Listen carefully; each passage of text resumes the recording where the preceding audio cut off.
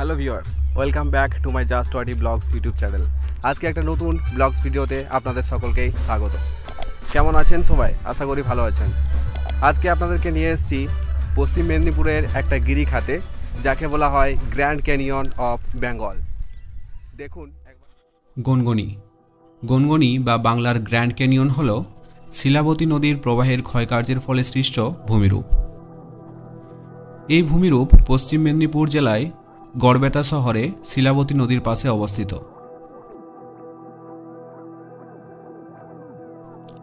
কলকাতা থেকে এই ভূমিরূপ গনগনিতে আসতে হলে রূপসী বাংলা, অরণ্যক ইত্যাদি পুরুলিয়াগামী ট্রেনে চেপে মাত্র 3 ঘন্টা পর নামতে হবে গড়বেতা স্টেশনে।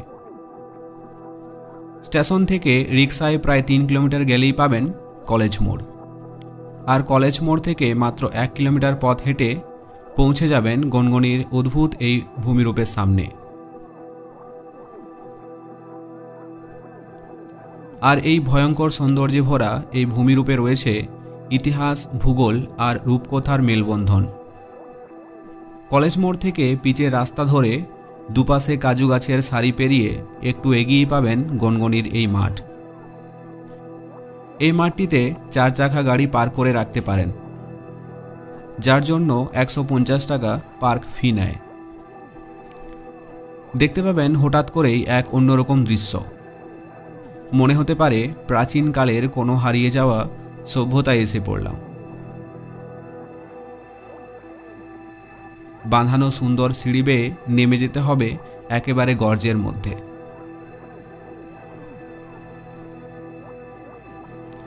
এই গনগনিকে বাংলার গ্র্যান্ড ক্যানিয়নও বলা হয়ে থাকে। প্রকৃতির ক্যানভাসে প্রাকৃতিকভাবে সৃষ্ট বহুদিনের ভূমিক্ষয় এর ফল এই গনগনি।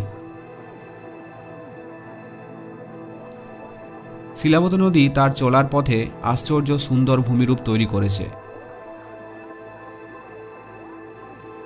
কোথাও মনে হবে প্রাসাদ, কোথাও গুহা, কোথাও কোনো প্রাণীর মুখ, কোথাও পাহাড়, আরও কত কি। শোনা যায় এখানেই নাকি মহাভারত খ্যাত বকাসুরের গুহা, যাকে স্বয়ং ভীম বধ করেছিলেন। আবার একদিকে চুয়ার বিদ্রোহের নীরব ইতিহাস জড়িয়ে আছে এই মাঠটির সাথে। আর আপনারা বোধহয় জানেন না, জনপ্রিয় সিরিয়াল কিরণমালার শুটিংও হয়েছে এখানে।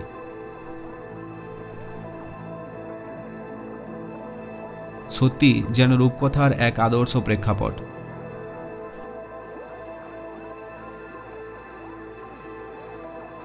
আর এইভাবেই জানা ও অজানার সিঁড়ি বেয়ে উঠে আমরা পৌঁছে গেলাম গনগনি রিসোর্টের মেন গেটের সামনে।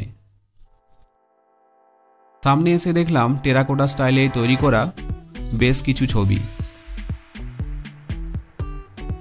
এই রিসোর্টে প্রবেশ করতে হলে প্রবেশ মূল্য মাত্র 5 টাকা দিতে হয়। তারপর আমরা তাড়াতাড়ি টিকিট কেটে ভিতরে প্রবেশ করলাম।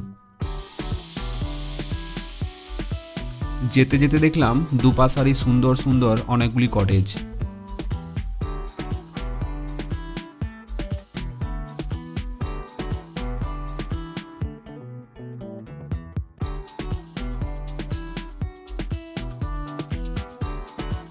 এই কটেজগুলির আবার বিভিন্ন নদীর নাম দিয়ে নামকরণ করা হয়েছে, যেমন শিলাবতী, সুবর্ণরেখা, ডুলুং, কংসাবতী ইত্যাদি।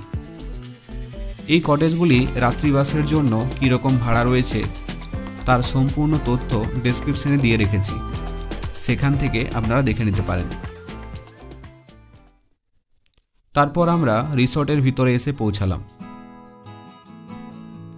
রিসোর্ট থেকে কংসাবতী নদীর এক প্রাকৃতিক সৌন্দর্য দেখতে লাগলাম।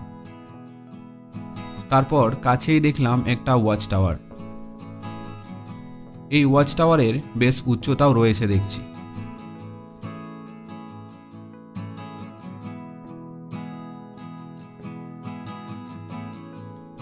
তারপর আমরা সিঁড়ি বেয়ে উপরে উঠে এলাম।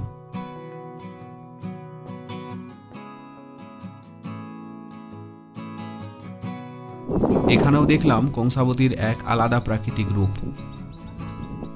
দেখতে দেখতে কিছু সময় পর ও ঝড়ে বৃষ্টি নেমে এলো। চারদিকে বৃষ্টির শব্দ, সবুজ গাছপালা সবে মিলে যেন মনে হয় এক আলাদা অনুভূতি। সত্যি অপূর্ব।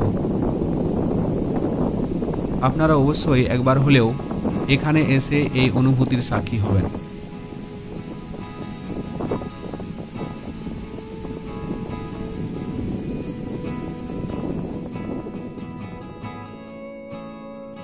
তারপর বৃষ্টি থামতেই আমরা বাড়ির দিকে রওনা দিলাম।